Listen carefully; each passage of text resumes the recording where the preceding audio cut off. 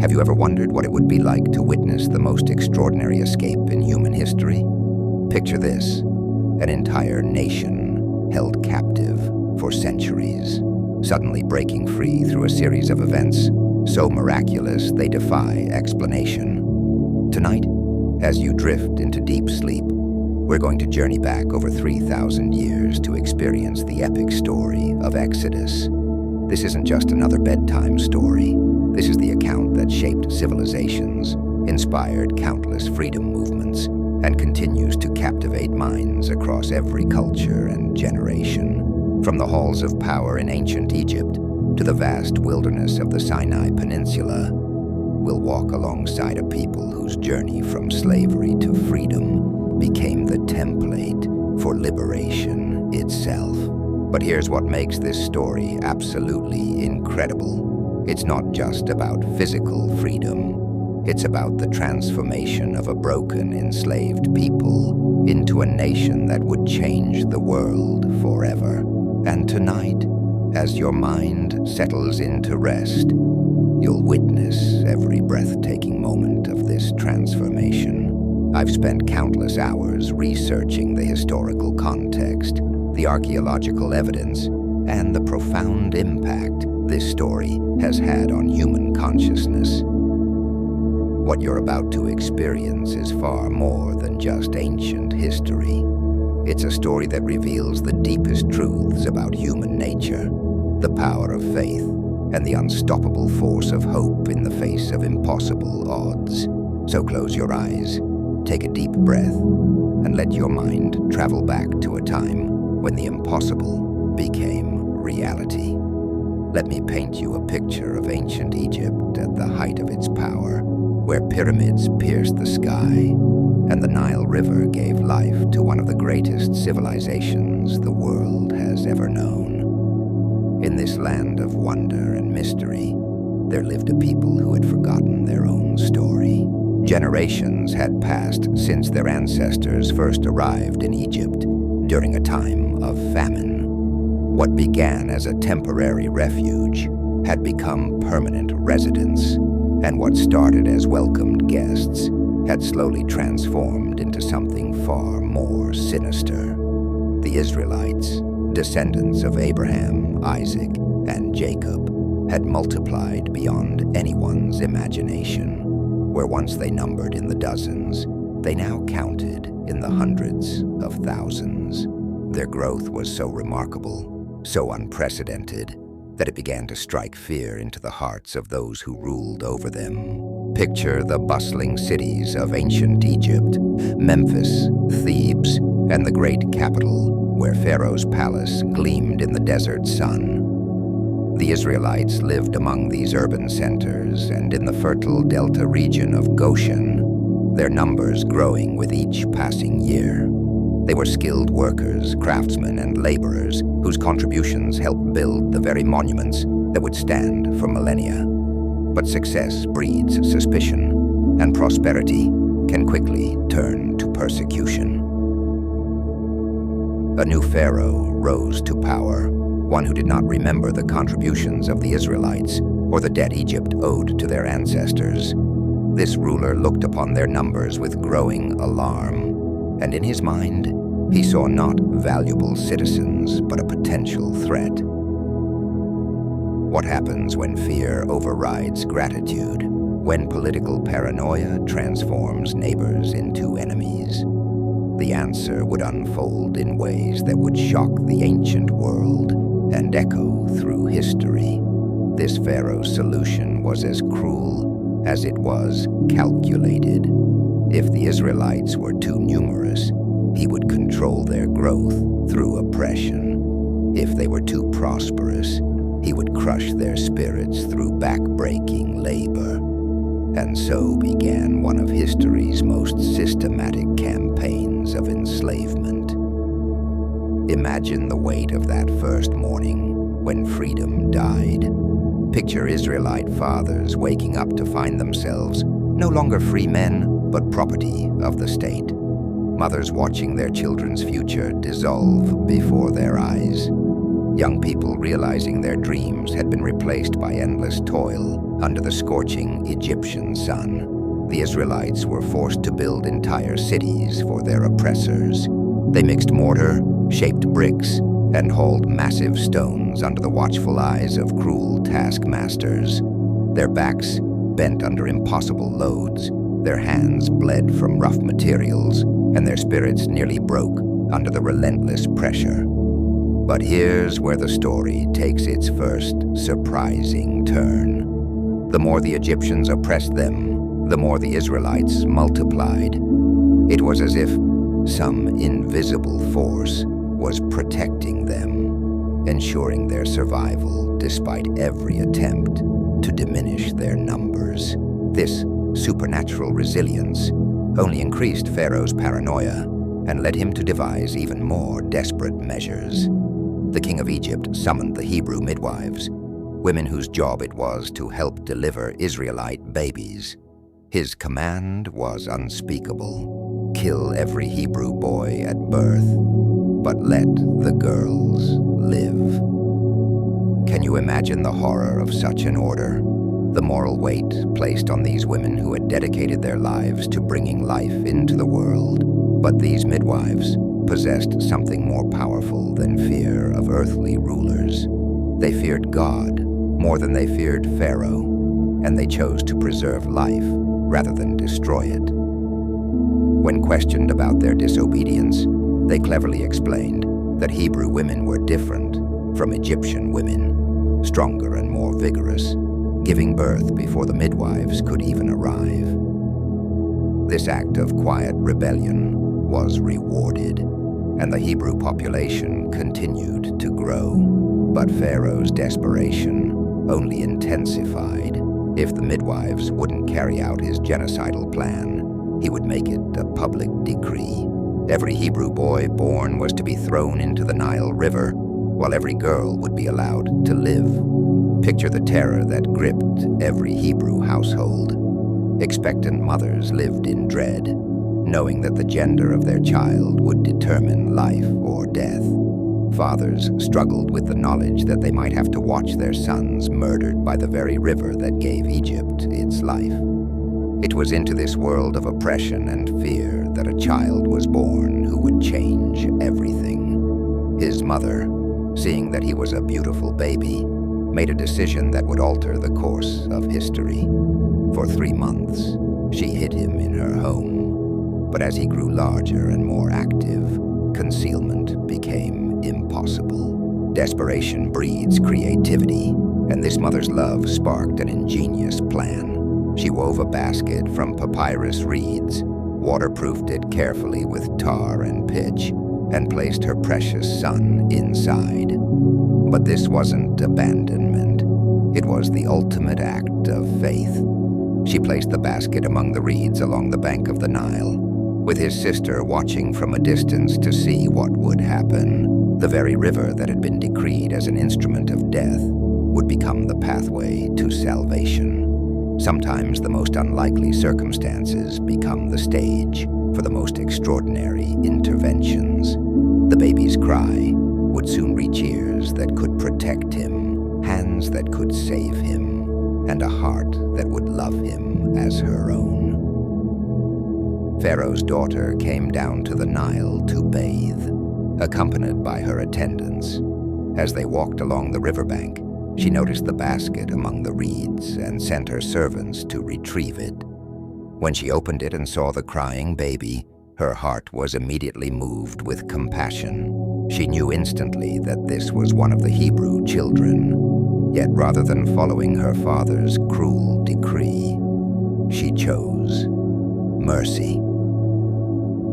In that moment, a princess of Egypt became the protector of Israel's future deliverer. The irony was profound.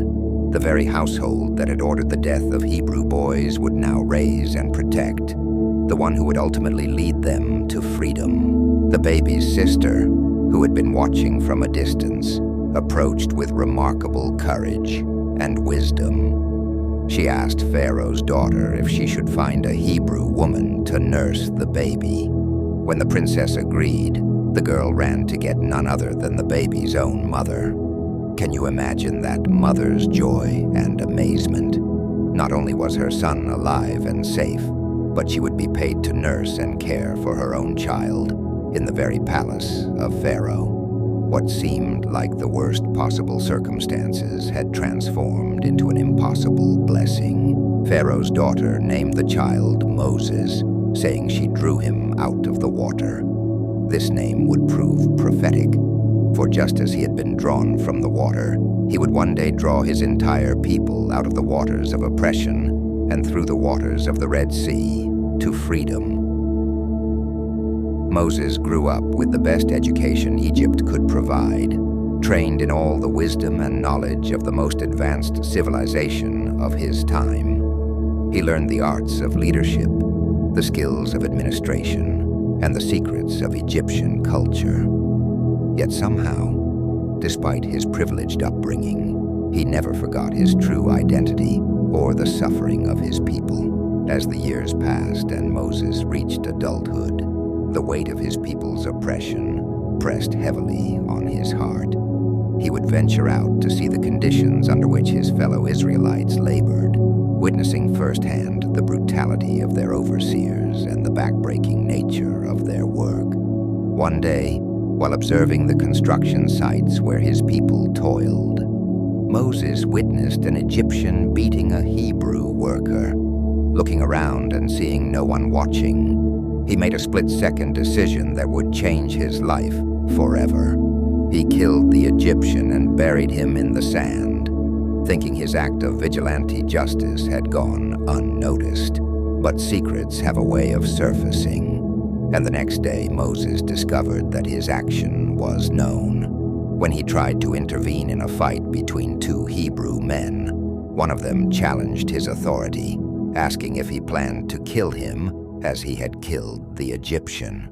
Moses realized his secret was out, and when word reached Pharaoh, the ruler sought to have him executed. The prince of Egypt became a fugitive overnight. Moses fled across the desert to the land of Midian, leaving behind his privileged position, his comfortable life, and any immediate hope of helping his people. Sometimes our greatest failures become the pathway to our greatest purpose, though we rarely recognize it at the time. In Midian, Moses encountered a group of shepherdesses being harassed by other shepherds at a well. His sense of justice, the same quality that had gotten him into trouble in Egypt, now served him well as he came to their rescue and helped them water their flocks. These women were the daughters of Jethro, a priest of Midian, and when they returned home early and told their father what had happened, he invited Moses to join them for a meal. This chance encounter would lead to Moses settling in Midian, marrying one of Jethro's daughters named Zipporah, and beginning a new chapter of his life as a shepherd in the wilderness. For 40 years, Moses tended flocks in the rugged terrain around Mount Horeb, also called the Mountain of God. The palace-raised prince learned the harsh lessons of desert survival, the patience required to care for stubborn sheep, and the solitude that comes with long days in the wilderness. Little did he know that this seemingly mundane existence was preparing him for the greatest leadership challenge in human history. Meanwhile, back in Egypt, the suffering of the Israelites intensified. The Pharaoh who had raised Moses died, but his successor proved equally oppressive. The Israelites groaned under their slavery, crying out in desperation for relief from their unbearable conditions.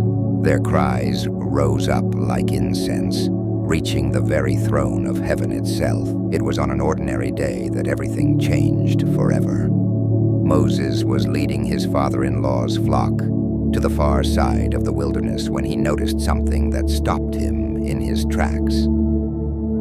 There, on the slopes of Mount Horeb, a bush was burning. But unlike any fire he had ever seen, this bush was not being consumed by the flames. Picture the confusion and wonder that must have filled Moses' mind. After decades in the desert, he knew fire intimately. He understood how quickly the dry vegetation would ignite and turn to ash. Yet here was something that defied every law of nature he knew. The flames danced and flickered, but the branches remained green. The leaves stayed fresh, and not a single twig crumbled to dust. Curiosity overcame caution as Moses approached this impossible sight. But as he drew near, a voice spoke from within the burning bush, calling his name twice. The sound was unmistakably divine, carrying an authority that made Moses' very soul tremble. The voice commanded him to remove his sandals, for the ground on which he stood had become holy. Can you imagine the electricity of that moment? The shepherd who had spent 40 years in obscurity suddenly found himself face to face with the divine presence. The God of his ancestors, the God of Abraham, Isaac, and Jacob, was speaking directly to him. Moses hid his face, overwhelmed by fear and reverence at this unprecedented encounter. What followed would reshape not just Moses' understanding of his purpose, but the entire trajectory of human history. The voice revealed that the cries of the Israelites had been heard, their suffering acknowledged, and their liberation was at hand. But here comes the twist that no one could have predicted. Moses himself would be the instrument of their deliverance. The man who had fled Egypt as a fugitive was being called back as a liberator.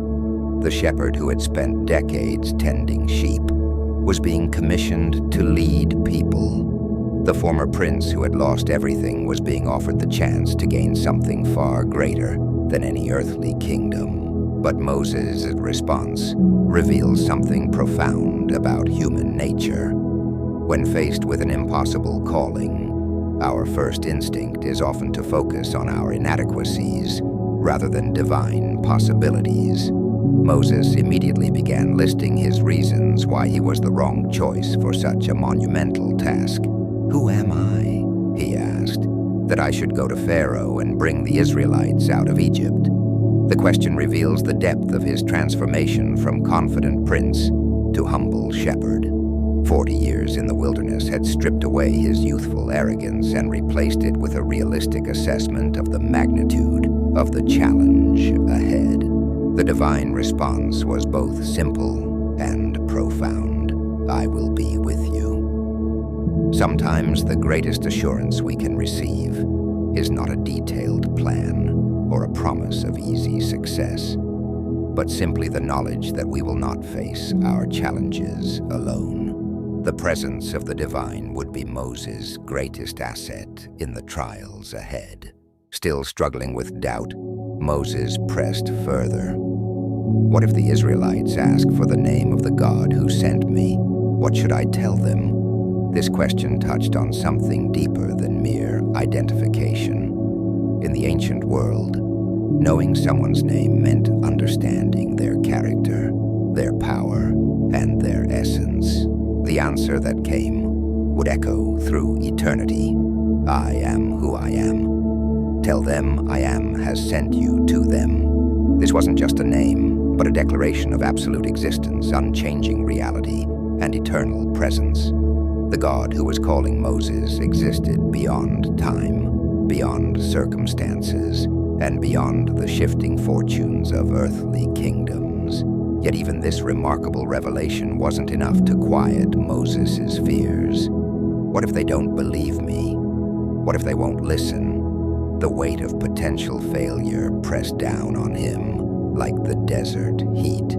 How could he convince an entire people to follow him when he barely felt qualified to lead a flock of sheep? The divine response came in the form of signs that would serve as credentials for his mission. Moses was instructed to throw his shepherd's staff on the ground, and immediately it transformed into a serpent. When he reached out and grasped it by the tail, it returned to being a staff in his hand. The symbolism was unmistakable. The staff represented Moses' authority as a shepherd, but the serpent represented the power of Egypt, whose rulers wore the cobra as a symbol of their divine authority. The transformation demonstrated that the power of heaven was greater than the power of any earthly kingdom. A second sign followed as Moses was told to put his hand inside his cloak. When he withdrew it, the skin was leprous, white as snow. But when he placed it back and drew it out again, it was restored, healthy and normal like the rest of his body. These signs would serve as proof of his divine commission. But Moses wasn't finished with his objections. "Please, Lord," he pleaded, "I have never been eloquent, neither in the past, nor since you have spoken to your servant. I am slow of speech and tongue." Here was a man being called to be a spokesperson who felt fundamentally unqualified to speak. The response revealed something beautiful about divine calling. Who gave human beings their mouths? Who makes them deaf or mute? Who gives them sight or makes them blind? The very limitations Moses saw as disqualifications were actually opportunities for divine power to be displayed through human weakness. Still, Moses made one final attempt to escape his destiny. "Please send someone else." At this point, the divine patience reached its limit, and anger burned against Moses' persistent reluctance. But even in correction, there was provision. Aaron, Moses' brother, would serve as his spokesman.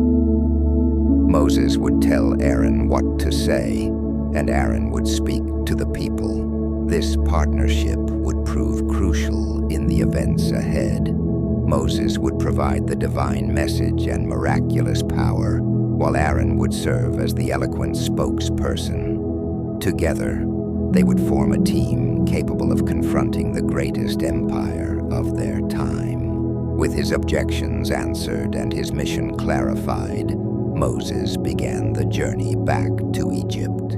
He took his wife and sons, placed them on a donkey, and started back to the land he had fled 40 years earlier. In his hand, he carried the staff of God, the simple shepherd's rod that would soon become the instrument of unprecedented miracles. The transformation was remarkable. The fugitive prince who had become a humble shepherd was now returning as a divine messenger. The man who had killed an Egyptian in anger would now confront Pharaoh with supernatural authority. The 40 years of wilderness training had been preparation for this moment. But the journey back to Egypt would not be without its challenges. Along the way, Moses encountered a mysterious and frightening experience that nearly cost him his life.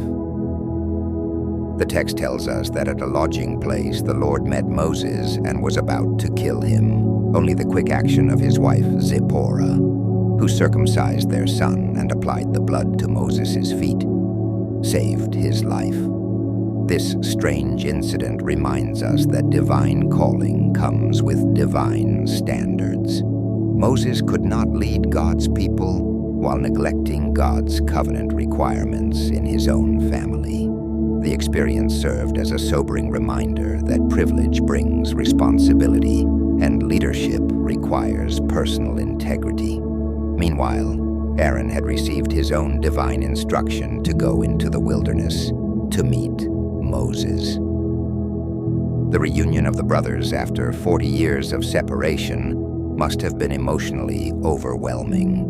Moses shared everything that had happened at the burning bush, demonstrated the miraculous signs, and explained their joint mission to liberate Israel. Together they traveled to Egypt and gathered the elders of the Israelites.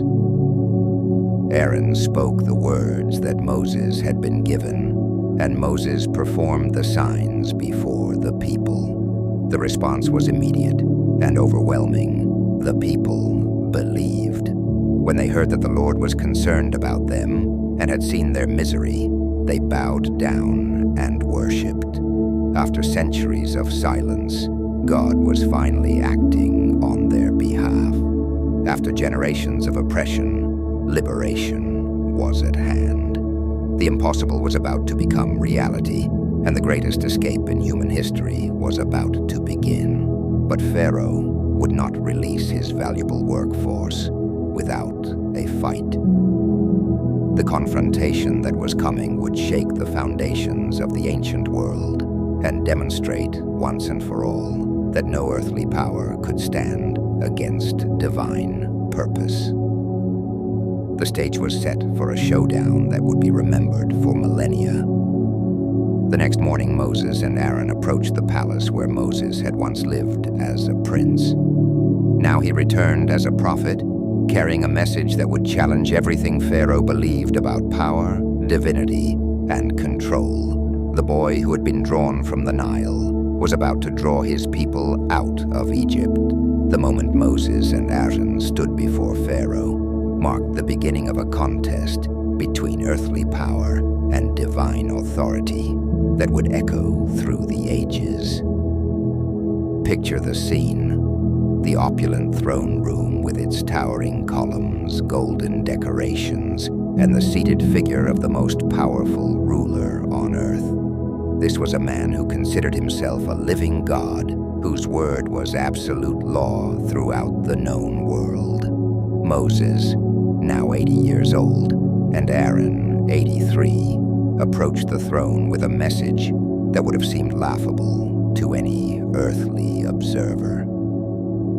Two elderly Hebrew men, one a former fugitive and the other from an enslaved people, were about to demand the release of hundreds of thousands of valuable workers from the mightiest empire of their time. Their words were simple, but earth-shaking. This is what the Lord, the God of Israel, says: "Let my people go, so that they may hold a festival to me in the wilderness."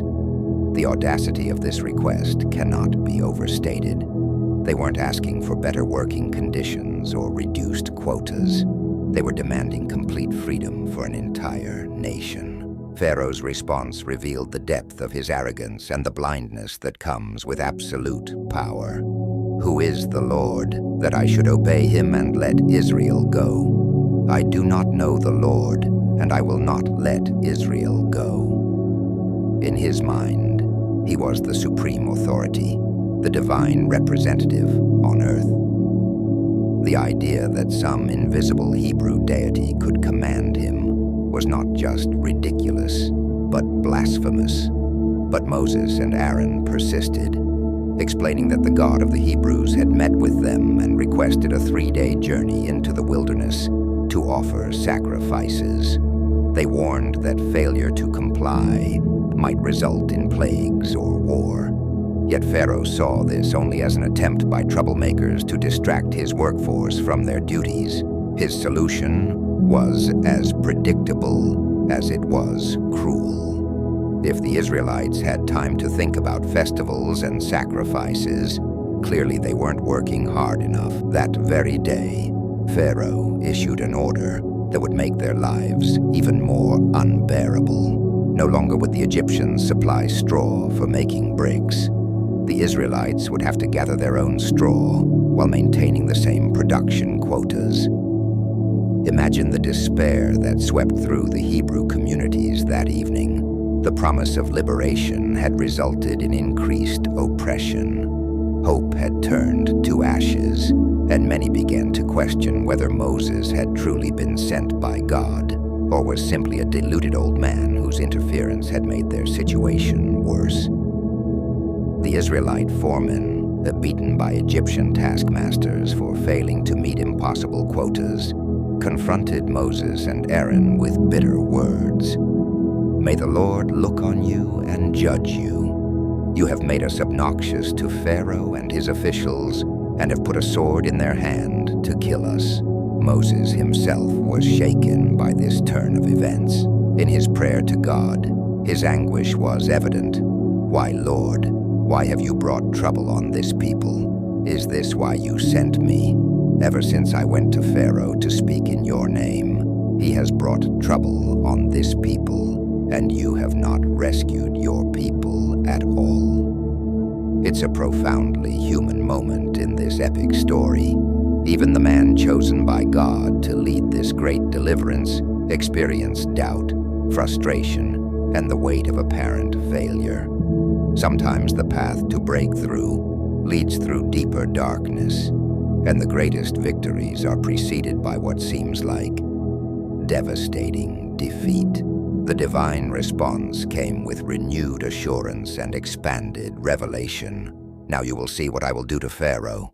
Because of my mighty hand, he will let them go. Because of my mighty hand, he will drive them out of his country.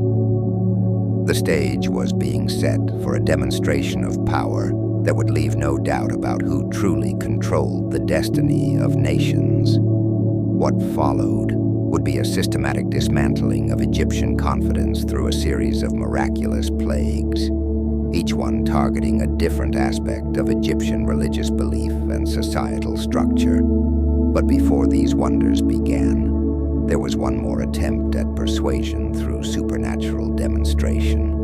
When Moses and Aaron returned to Pharaoh's court, they came prepared for the inevitable challenge. Ancient rulers often kept magicians and sorcerers who could perform various tricks and illusions. Pharaoh would surely demand proof of their divine authority through some display of supernatural power. The demonstration was simple but profound. Aaron threw down his staff before Pharaoh and his officials, and it immediately transformed into a serpent. The symbolism was unmistakable in the Egyptian context, where the serpent represented royal power and divine authority. Here was a Hebrew staff becoming the very symbol of Pharaoh's supposedly supreme position. Pharaoh summoned his own wise men, sorcerers, and magicians, who duplicated the feat through their secret arts. Each threw down his staff, and each became a serpent. For a moment, it might have seemed like the Hebrew god possessed no unique power that Egyptian magic couldn't match. But then came the decisive moment that foreshadowed everything to follow. Aaron's serpent swallowed up all the other serpents, demonstrating that the power behind Moses and Aaron was not just equal to Egyptian magic, but vastly superior to it. The message was clear. The God of the Hebrews would consume and overcome every competing power. Yet Pharaoh's heart remained unmoved. The first lesson in this epic confrontation was becoming clear. Some hearts become so hardened by pride and self-will that even miraculous evidence cannot penetrate their stubborn resistance to truth. The ruler who considered himself divine would require far more dramatic persuasion. The first plague began the next morning as Moses met Pharaoh by the Nile River. The timing and location were significant. Each morning, Pharaoh would go to the river, possibly for religious ceremonies, since the Nile was worshipped as a god in Egyptian religion. Here, at the source of Egypt's life and prosperity, the first blow would fall. Moses struck the water with his staff, and immediately the river turned to blood. Not just a reddish color, but actual blood. The fish died, the river stank, and the Egyptians could not drink from their most sacred water source. The god they worshipped had become a source of death rather than life. The Egyptian magicians managed to replicate this miracle through their secret arts, but their success was actually counterproductive. Instead of providing relief by turning the blood back to water, they created more blood, making the crisis worse. This pattern would repeat throughout the plagues. Egyptian magic could sometimes imitate divine power, but could never reverse or overcome it. For 7 days, the Nile remained blood, forcing Egyptians to dig frantically along the riverbank searching for clean water. The inconvenience was enormous, but Pharaoh's heart remained unmoved. One plague was not enough to shake his confidence in his own divinity and the superiority of Egyptian civilization. The second plague brought frogs in overwhelming abundance. They came up from the Nile into houses, bedrooms, beds, ovens, and kneading bowls. Imagine trying to sleep with frogs covering your bed, attempting to cook with frogs in your oven, or walking anywhere without stepping on these creatures that covered every surface. Again, the Egyptian magicians managed to produce more frogs through their arts, but this only made the situation worse. Pharaoh finally called for Moses and Aaron, promising to let the people go if they would pray for the removal of the frogs. When Moses asked when he should pray for relief, Pharaoh said, "Tomorrow," perhaps hoping the plague would end naturally by then. Moses prayed, and the frogs died throughout Egypt. They were piled into heaps, and the land reeked with the smell of their decomposing bodies. But as soon as relief came, Pharaoh hardened his heart again and refused to keep his promise. This pattern of crisis, negotiation, relief, and renewed stubbornness would characterize his response to each plague. The third plague brought gnats or lice that covered every person and animal throughout Egypt. This time, the Egyptian magicians could not replicate the miracle. They admitted to Pharaoh, "This is the finger of God." But even their acknowledgement of divine power could not soften the king's hardened heart. The fourth plague introduced a new element: discrimination between the Egyptians and the Israelites. Swarms of flies covered Egypt, but in the land of Goshen, where the Israelites lived, there were no flies. This distinction demonstrated that the plagues were not random natural disasters, but targeted judgments under divine control. Pharaoh began to negotiate, offering to let the Israelites sacrifice to their God within Egypt rather than in the wilderness. When Moses explained that their sacrifices would be detestable to the Egyptians and might provoke violence, Pharaoh agreed to let them go into the wilderness, but not very far.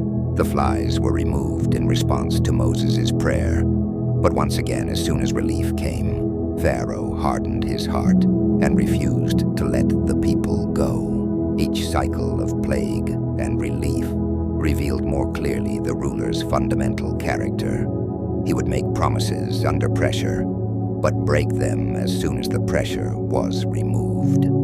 The fifth plague struck the livestock of Egypt with a severe pestilence.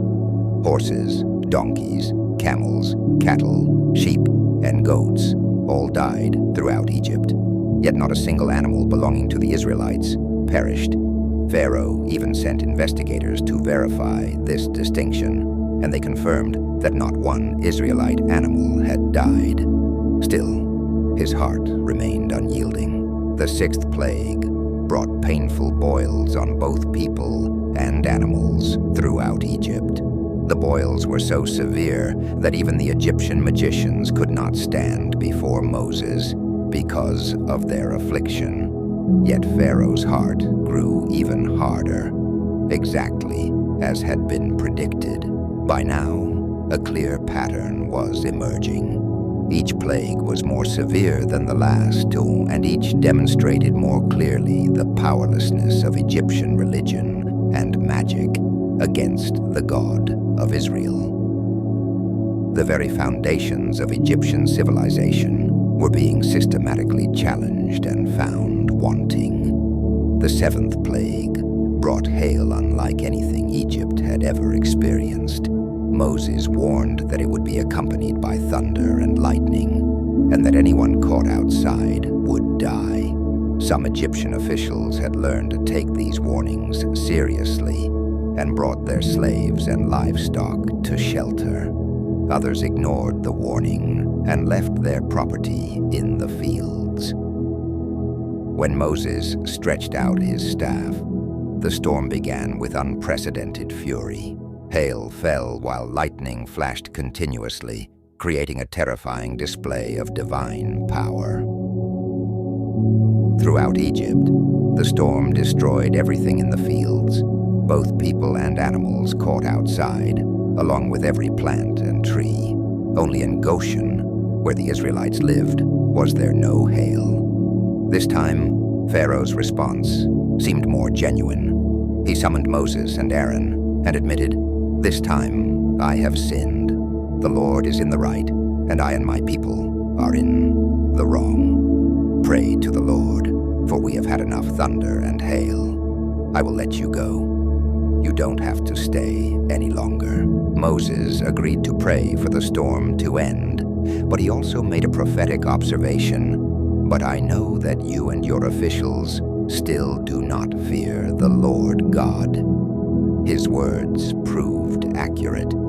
As soon as the thunder and hail stopped, Pharaoh and his officials hardened their hearts once again. The 8th plague brought locusts in numbers beyond imagination. They covered the ground until it was black, devouring everything that had survived the hail. Nothing green remained on any tree or plant throughout Egypt. Even Pharaoh's officials began urging him to let the Israelites go, asking, "How long will this man be a snare to us? Do you not realize that Egypt is ruined?"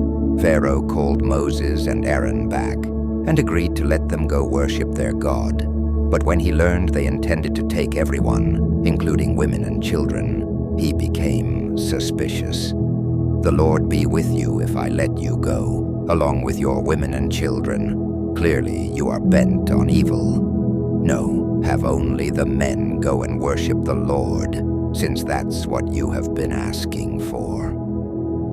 Moses and Aaron were driven out of Pharaoh's presence, and the locusts came as threatened. They invaded every area of Egypt in numbers never seen before or since. After they had devoured everything, Pharaoh quickly summoned Moses and Aaron, confessing sin and begging for forgiveness. The locusts were removed by a strong west wind that carried them into the Red Sea. But Pharaoh's heart hardened once more. The 9th plague plunged Egypt into a darkness so thick it could be felt. For 3 days, no one could see anyone else or move about. Yet all the Israelites had light in their homes. This supernatural darkness was more than the absence of light. It was the oppressive, tangible force that paralyzed normal life throughout Egypt. Pharaoh summoned Moses again and offered to let all the people go, including women and children, but demanded that their livestock remain behind. Moses refused, explaining that they needed their animals for sacrifices and wouldn't know what was required until they reached their destination. At this point, Pharaoh's patience finally snapped completely. "Get out of my sight," he shouted at Moses. "Make sure you do not appear before me again. The day you see my face, you will die." Moses replied calmly, "Just as you say, I will never appear before you again." The confrontation had reached its climax. 9 plagues had devastated Egypt, each one more severe than the last. The mighty empire that had dominated the ancient world for centuries lay in ruins. Yet Pharaoh's pride remained unbroken, setting the stage for a final, decisive judgment that would end the contest once and for all. But this last plague would be different from all the others. It would strike at the very heart of Egyptian society and demonstrate conclusively that the God of Israel was not just more powerful than Egyptian deities, but was the supreme ruler over life and death itself. The final confrontation was about to begin, and with it, the most extraordinary liberation in human history. The announcement of the final plague came with words that would echo through eternity. Moses delivered the divine message with a gravity that matched its terrible significance. "About midnight, I will go throughout Egypt. Every firstborn son in Egypt will die. From the firstborn son of Pharaoh who sits on the throne, to the firstborn son of the female slave, who is at her hand mill, and all the firstborn of the cattle as well. Picture the weight of this pronouncement. This wasn't just another inconvenience or temporary hardship. This was a judgment that would reach into every Egyptian home, from the palace to the poorest dwelling. No social class would be spared. No wealth could provide protection, and no earthly power could prevent what was coming. But even in the midst of divine judgment, there was profound mercy. The Israelites would be completely protected from this plague, demonstrating once again that these events were not random catastrophes, but carefully orchestrated acts of divine justice. Not even a dog would bark at any Israelite person or animal, showing the absolute precision of divine control. Moses concluded his final meeting with Pharaoh with a prophetic declaration. All these officials of yours will come to me, bowing down before me and saying, "Go, you and all the people who follow you. After that I will leave." Then, hot with righteous anger at Pharaoh's stubborn refusal to acknowledge divine authority, Moses left the royal presence for the last time.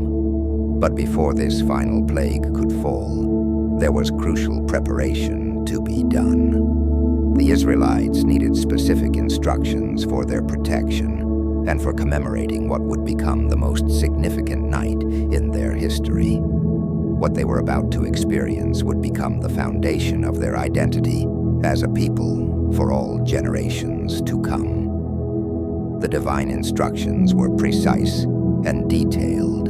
On the 10th day of the month, each family was to select a lamb, perfect and without defect. For 4 days, they would care for this animal, observing its perfection and forming a connection with it. Then, on the 14th day, at twilight, every household would slaughter their lamb. The blood of these lambs would serve a crucial purpose. It was to be applied to the door frames of their houses, on the sides and tops of the entrances. This blood would serve as a sign, a mark of protection that would cause the destroyer to pass over their homes when death swept through Egypt. The meal they would eat that night was to be unlike any other. The lamb was to be roasted whole over fire, eaten with bitter herbs and bread made without yeast. Nothing was to be left until morning, and if any remained, it was to be burned completely. The symbolism was rich and meaningful. The bitter herbs represented their years of suffering, while the unleavened bread spoke of the urgency of their departure. Even their posture during this meal was significant. They were to eat dressed for travel, with their cloaks tucked into their belts, sandals on their feet, and staffs in their hands. They were to eat in haste, ready to leave at a moment's notice. This was not a leisurely dinner, but a meal of preparation for the journey of a lifetime. The name given to this observance would become central to their identity: Passover. It commemorated the night when divine judgment would pass over their homes because of the blood on their door frames. This wasn't just a one-time event, but was to be remembered and celebrated by every generation that followed. The instructions continued with details for a 7-day festival following Passover. During this time, they would eat only unleavened bread, remembering the haste of their departure. No yeast was to be found in their houses, and anyone who ate leavened bread during this period would be cut off from the community. This festival would remind them forever of the speed with which their liberation had come. Moses gathered all the elders of Israel and carefully explained these instructions. The gravity of the moment was not lost on anyone. After centuries of slavery, after generations of hopelessness, the night of their freedom was finally at hand. But it would come through an event so terrible that it would shake Egypt to its very foundations. The elders listened intently as Moses explained how to prepare the hyssop branch that would be dipped in the lamb's blood and used to mark their door frames. He emphasized that no one was to leave their house until morning. The angel of death would be moving through Egypt, and only those protected by the blood would be safe. When the people heard these instructions, their response was immediate and heartfelt. They bowed down and worshipped, overwhelmed by the realization that their God had not forgotten them, despite centuries of silence. The promise made to their ancestors was about to be fulfilled in the most dramatic way imaginable. As the 14th day arrived, families throughout Goshen began their preparations. Children watched with wide eyes as their fathers selected the perfect lambs. Mothers prepared the bitter herbs and mixed the unleavened bread. The atmosphere was electric with anticipation and reverence for what was about to unfold. Meanwhile, throughout Egypt, there was an eerie sense of foreboding. 9 plagues had already devastated the land, and rumors of this final threat had spread throughout the kingdom. Some Egyptians had learned to take Moses' warnings seriously, but most remained skeptical that anything could touch the firstborn sons of their great civilization. As twilight approached on the appointed day, the sound of bleating lambs filled the air throughout the Israelite communities. Families gathered around their designated animals, understanding that this sacrifice would mean the difference between life and death for their households. The weight of the moment was almost unbearable. The slaughter began at the appointed time, and soon the scent of roasted lamb filled the evening air. But more significant was the application of blood to the door frames. Picture these Hebrew families, freed from their normal routines, carefully painting the red marks that would identify their homes as belonging to the people of God. As darkness fell completely over Egypt, an unprecedented meal began in hundreds of thousands of Israelite homes. Families ate standing up, dressed for travel, their conversation hushed with anticipation. Parents explained to their children the meaning of what they were doing, knowing that this night would be remembered for generations. The contrast was stark. In Egyptian homes, families went to bed as usual, perhaps troubled by the warnings they had heard, but confident in their gods and their civilization's power to protect them. In Israelite homes, no one slept. They waited, watching, knowing that before dawn their lives would be forever changed. Then came midnight.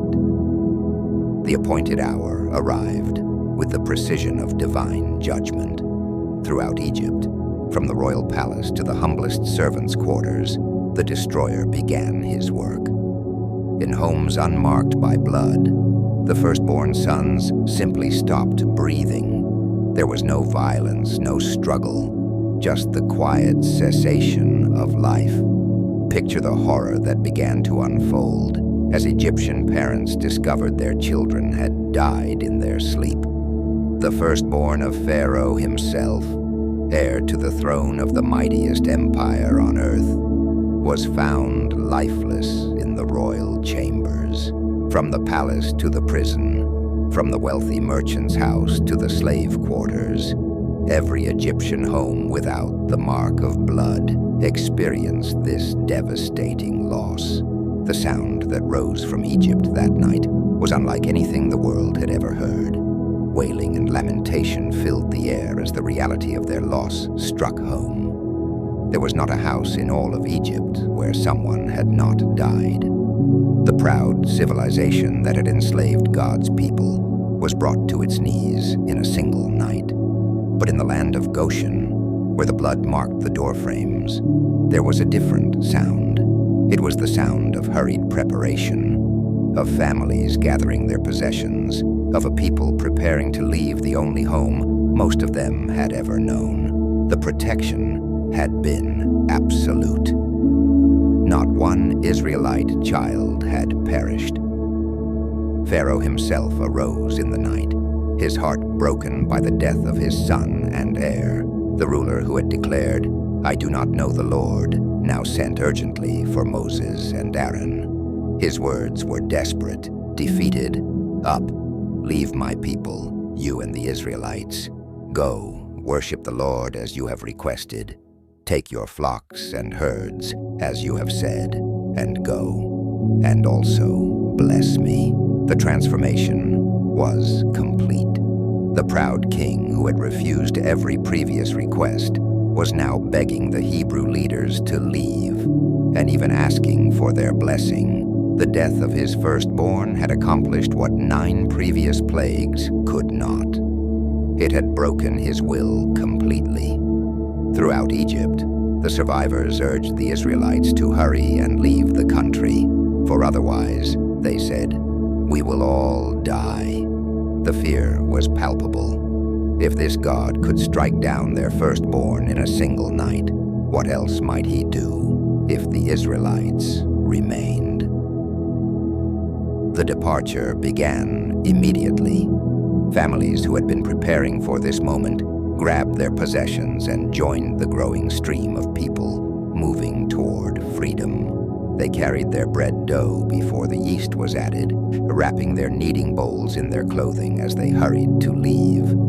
But they did not leave empty-handed. The Israelites had been instructed to ask their Egyptian neighbors for articles of silver and gold and for clothing. After witnessing the devastating power of the Hebrew God, the Egyptians were eager to give them whatever they requested. In this way, the people who had served as slaves for centuries departed with the wealth of their former oppressors. The numbers were staggering. About 600,000 men on foot, plus women and children, began the exodus from Egypt. When you include the families, the total number was likely around 2 million people. Additionally, many other people went with them, along with large droves of livestock, both flocks and herds. Picture this incredible scene. A massive migration unlike anything the world had ever witnessed. A nation being born as it walked away from slavery toward an unknown destiny. The sound of millions of feet, the lowing of cattle, the bleating of sheep, the voices of children asking where they were going, and the songs of adults praising God for their deliverance. As they traveled through the night, many must have looked back at the land they were leaving behind. Egypt had been their home for over 4 centuries. It was where their ancestors had prospered, where they had grown from a family of 70 into a mighty nation. But it had also been the place of their oppression, and now they were free. The bread they baked along the way was unleavened because their dough had no yeast. They had been driven out of Egypt so quickly that they didn't have time to prepare provisions for themselves. This hasty departure would be remembered in their unleavened bread for generations, a perpetual reminder of the urgency of their liberation. The length of time the Israelites had lived in Egypt was exactly 430 years. To the very day, all the Lord's divisions left Egypt. It was a night when the Lord kept vigil to bring them out, and now it would be a night for all Israelites to keep vigil to honor the Lord for generations to come. As dawn broke on this historic morning, the impossible had become reality. The most powerful empire on earth had been humbled, and the enslaved had become free. The God who had called Abraham, blessed Isaac, and wrestled with Jacob had kept his ancient promise to deliver their descendants from bondage. But this was only the beginning of their journey. Ahead lay the wilderness, with its challenges and tests. Ahead lay Mount Sinai, where they would receive the laws that would govern their new nation. Ahead lay the promised land, flowing with milk and honey, waiting for them to claim their inheritance. The story of Exodus had begun with the birth of a baby hidden in a basket among the reeds. It continued with a burning bush in the wilderness and a shepherd's reluctant acceptance of divine calling. It climaxed with plagues that demonstrated divine power over the mightiest earthly kingdom. And now, it was entering its next phase. the transformation of a freed people into a holy nation. As your mind processes this incredible story, as sleep begins to claim your consciousness, remember that this is more than ancient history. This is the story of liberation itself, the template for every freedom movement that would follow. It's the story of a God who hears the cries of the oppressed and acts on their behalf. The echoes of this night would reverberate through history. Every Passover celebration would commemorate it. Every freedom fighter would draw inspiration from it.